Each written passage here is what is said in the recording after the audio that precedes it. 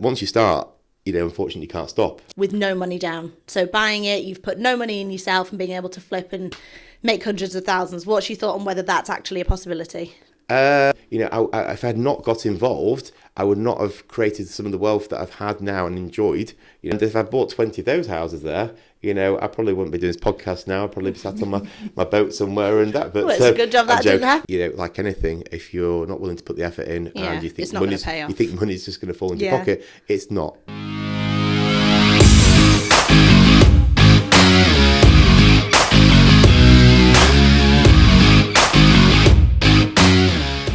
Hello everyone and welcome back to Invest in Success. My name is Jessica Chambers. And I'm Johnny Christie. Today will be our first episode to have a discussion about the Property Investor Starter Kit. So, Johnny, you're a new investor, you've never invested before.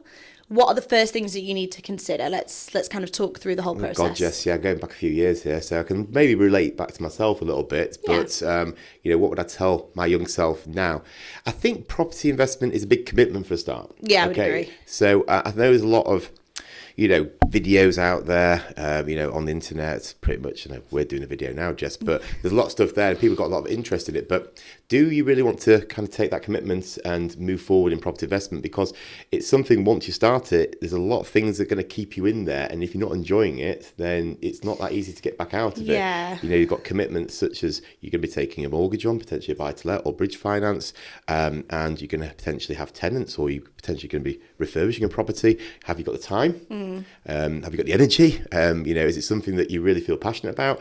You've got to tick these boxes off, I think, because once you start, unfortunately you can't stop. You can't just give it away. And it can be very overwhelming, can't it? I mean, both of us have done it. Like you say, you've been doing it for many years. So what do you think is the main mindset or goals that you need to outline before you kind of jump straight in?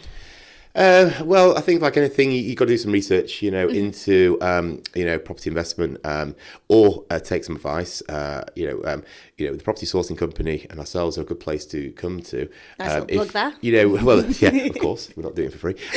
But I think it's, I'm chatting to somebody maybe who's done property, a family member, a friend, who's got some experience, and ask them a few questions. What do you need to have, not just financially, but in yourself? Yes, to be able to actually do it. To be able to actually do it, because you want to be successful at this, and I think that some people think that it's going to be easy. It's not hard. I wouldn't say it's the hardest in the world, but it's not something that's just going to throw you lots of money and make you, you're not become a property developer overnight. You don't become a multi-unit landlord overnight. It's going to take a lot of grit and energy to be able to do it. So and there's a lot of things to consider. You are right. So mindset really is being in the right place. I think in your home life, job. Yes, and stability. And financially, you've got to have some significant money to be able to get started, because and it's also money that you can put into something without getting out very quickly. Not to say long term that you're not going to make money. But you can't have the emotional attachment, can you? It can't be, I'm buying the house, I'm putting the money in now, and then you decide actually you want to go on holiday, or your boiler breaks down in your own home, and then you need to be able to pull the money out. Or you're going to get married, next year, and you just done all your wedding budget on buy-to-let, thinking you'll get it back out. Your fiancé probably leave you at that stage. I would imagine so. So again, speak to your partner. If you've got a partner, it's a joint commitment, because it's kind of something that's going to affect both of you. But it's not to deter you. I think it's just about getting all these kind of all your ducks in a row, really. Your mindset. Where you want to go in life. Whether, and we're going to come on to the second. What strategy you want to do, and do your research and speak to people who've actually done it. Yeah, that's kind of, I think, where you start off really with things, just making sure that everything is in place before you jump in. Yeah, and you mentioned it briefly. So in terms of strategy, there are many, so we won't go into them now, because I think it would be great if we break them down over the course of time doing the podcast. But just in your opinion, where would be the right strategy to some extent to start with? Would it be that you go straight into flipping and becoming a developer, or do you think maybe building a portfolio? A lot of it depends on what money you've got to start off with. You've got to look and, basically effectively spreadsheet out, really look at the costs of, which strategy you want to go into. Becoming a property developer and flipping properties or renovating properties is going to take a lot more cash than buying just a buy-to-let and getting started.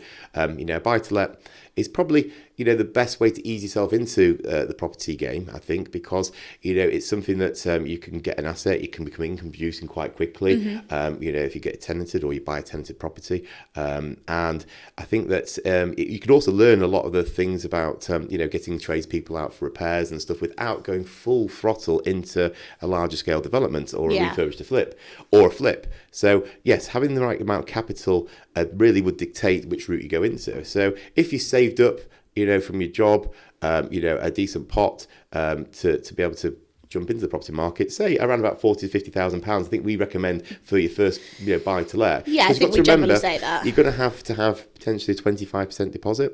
You're going to have to pay for stamp duty. You're going to have to pay for your legals. You may have a sourcing fee. So that all adds up to around about that. So when we're speaking to people who come through to the property sourcing company, and we're having a conversation with them about, how they want to start. So we do get a lot of newbies. Yeah, we do get a lot of beginners. Of them, and we advise that's kind of the starting level to get into potentially building a buy-to-let portfolio. If you're looking to start flipping a property or developing, I think you need a larger pot because you're going to have some money to cover your monthly repayments because remember, the property's going to be untenanted, so it's not income producing. You're going to have some money for refurbishment works. Because you can't finance those. And a contingency as well, because you may have a sale fall through. So, not putting dampers on things, but it does happen. We're experienced, in my day-to-day role running a property buying company, we buy houses and sometimes sales can fall through, unfortunately. So you have to hold them longer. So you need a contingency as well. So having a small pot trying to buy and sell a property or renovate a property may end up in failure and it could really set you back, and that's something we don't want. So I think that potentially, getting a buy-to-let under your belt is probably the best way to get in, get it income producing, get your confidence up, learn a bit from ourselves or somebody else, and then, potentially raise a bit of money towards maybe going further into property, and down the line you earn some more money. You might have a windfall, you might have inheritance, you might have, you might have a lottery. Huge bonus. There's a lot of different avenues. Then you come and say, well, look, I've got a bit more capital to maybe start developing or flipping. And what are your thoughts on it's a conversation that we definitely have, within the company every single day with new investors, conversations I see online all the time. What do you think about the concept of buying a property, whether it be, most likely it's a flip, with no money down? So buying it, you've put no money in yourself, and being able to flip and make hundreds of thousands. What's your thought on whether that's actually a possibility? These kind of schemes are things that I don't know. You see a lot of it online. You say you can buy something no money down. There is definitely different mechanisms you can look at doing, but we don't do it. Because one, if you're misleading a mortgage company about where your kind of deposit's coming from and you're recycling that back out, it could be classed as mortgage fraud. So it's not something that we entertain. No. But there is schemes out there which people recommend. It's something we don't really get involved with. I think, like you say, we are just. We're more than happy to help, sit down, have conversations, providing that you've got cash. We want to do it the right way, the traditional way. You can recycle your money. You can get your money back out by buying below market value. I mean, that's the key. If you're buying from an estate agent, pay full price, then you're not going to get the significant uplift to be able to remortgage and pull your money back out unless you're doing a significant refurbishment, which is going to add significant value. But if you are buying below market value and we're giving, say, a 20% discount, you've already got that advantage. You can add some value. You can then get it remortgaged after 6 months or before, but 6 months generally the rule. You may be able to pull that money back out and build your portfolio with little cash in. Yes. So the difference between no money down and recycling money, using your money. Yes, correct. Absolutely. So we've spoken about the strategy, what money you may need in terms of the market. So especially, you've mentioned buy to let, depending on how much money you've actually got, might be the best way to start. There's obviously always a lot of conversation about having tenants, being a landlord, etc. What do you need to consider in terms of understanding the market itself to not overwhelm yourself, but also prep yourself for what may be to come? Well, I mean, I think it's good about speaking to an accountant, first of all. You know, if you decide your strategy and you're looking at going down the buy-to-let route, it's about whether you do that in your personal name or whether you do that in a limited company. Now, if you're only looking to buy one or two, you might not need the need to set up a company and take some of those tax advantages, because if you're doing your personal name, you don't have to pay for accountancy fees. Yes. So there is hidden costs, which running a limited company, which if you're scaling a portfolio is probably the better way to do it. Yes. So you need to look at your yourself long-term ready objective, from the where you're looking to start. go. If you're just looking to buy the one or two houses, it may be better doing it yourself in a limited company, in an individual name or partnership with your spouse, so you can split some of your kind of tax bandings against any income. But if you're looking to build a portfolio, then yes, probably a limited company, you need to speak to an accountant and look at setting the right tax coding up to be able to do that there. And I think the preparation of where you want to go, I wouldn't mix buy-to-lets with flipping. Flips, I think you keep those separate, because ultimately, confusing the two, can have could be a bigger problem to unwind later down the line. Yes. It's not possible to do it as one, but I recommend But if you doing can two. get it ready from the get-go, I think make sure it's the right from the way. get-go there, and also look, the legislation's changing all the time. There's talk of potentially adding national insurance to buy-to-let income in your personal name, which would make it even harder. I mean, they're really not giving landlords any tax breaks or any breaks at all in not this at the current moment. market. We can pray for the future, can't we? That's We about all as much. can, yes. We're not political in this programme by any chance, Naveen, but I think you can guess which way we will probably vote. But, Take your pick. Yeah, take your pick. But I think that, look at legislation, keep your eye on, the budgets and things like that, because things can change as well.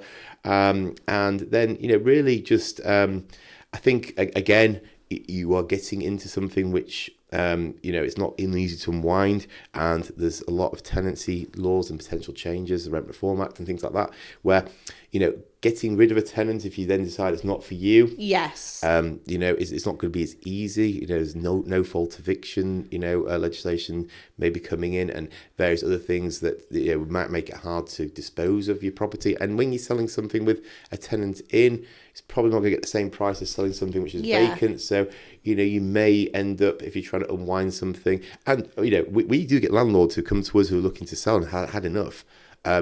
It's not for everyone. You've got to be resilient. Yeah. This is what we were talking about earlier.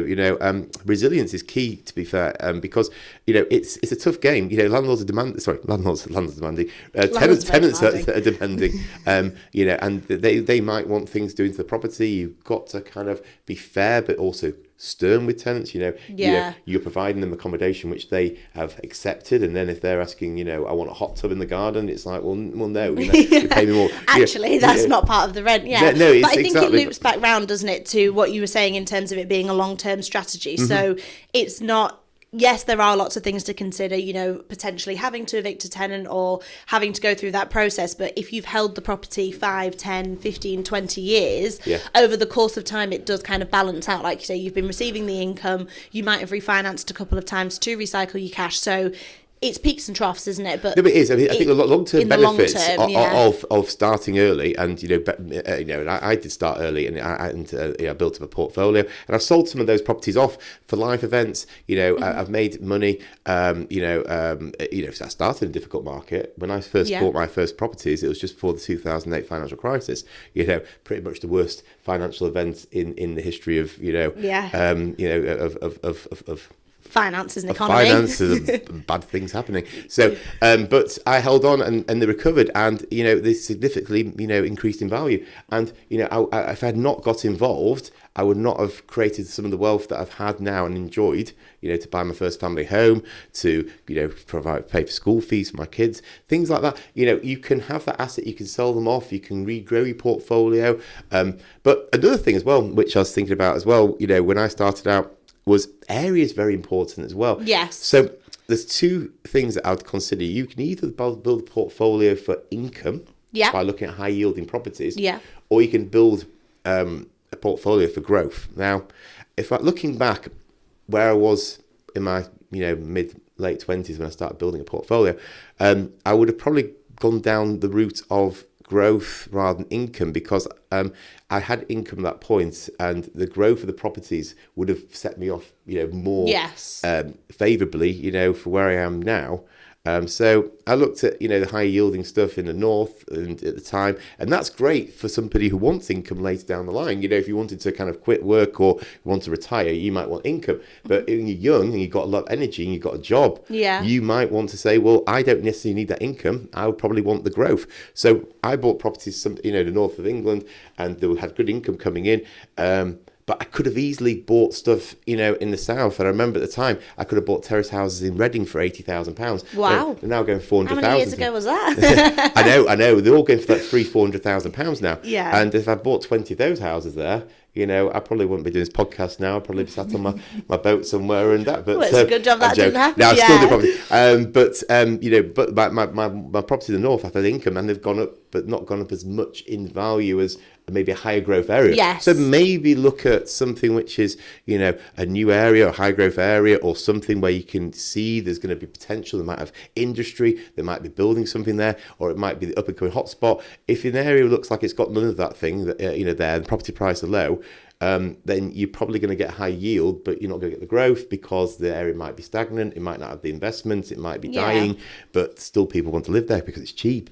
So you say having that kind of view, I think, as well, about where you want to be, and so that might and what you want to exactly. And they're definitely there are so many routes, like you say. It really depends on, do you want the income, do you want the growth? I became almost an accidental landlord at the time. I didn't even think about growth, literally didn't understand it. No. All I cared about was the income. I mean, top tip from me, don't spend the income of your rental property. It's very hard. Put it to the side. I've learnt my lessons there, but so just to recap then on the whole thing, you need to consider your mindset, so what you actually want to achieve, how you want to do it, what money you've got available, maybe get some advice from that, and then have a look at kind of the locations. Indeed, yes. What strategy you're using as an all-rounder. Any final tips in terms of being a kind of a new starter? Never done it before. I think once you've decided you're going to do it, throw your heart, soul and energy into it, because it can really pay off if you do it right there, and you're willing to listen, take advice, listen to people who've been there and done that. Try and make some of the pitfalls, but I think that the more you put in something, the more you get out. And definitely property, I think it's very rewarding if you have the energy and you're committed to, this is what I want to do, either as a side income or full time. But like anything, if you're not willing to put the effort in and you think money's just going to fall into your pocket, it's not, because it's something that takes a lot of energy, and you need to be in the right place with the right amount of money, the right mindset to make a success. And it's all a learning curve, isn't it? Things will go wrong. The economy changes, the property market changes. You've just got to be able to ride the wave. They will throw some rocks at you. You will. You'll think some days, why am I doing this? And then other days when it's all paid off and you've got some assets and some income, then you'll think it's all worth it. Yes, yeah, absolutely. Yes. Perfect. Well, I think that, so not to kind of overwhelm, I think that covers... Well, we don't have to cover everything in our series, do we? Well, not all in one episode. I think we'll leave it there today, shall we? Yeah, absolutely. So thank you all for listening. We will, on the next episode, obviously be covering all of the different conversations that we've had today over the course of time in more detail. If there is anything that anyone wants us to cover, drop us a DM or you can leave us a comment below. But for now, I think that's it from us today. It is indeed. Yeah, nice speaking to you all, and we'll see you next time. See you next time.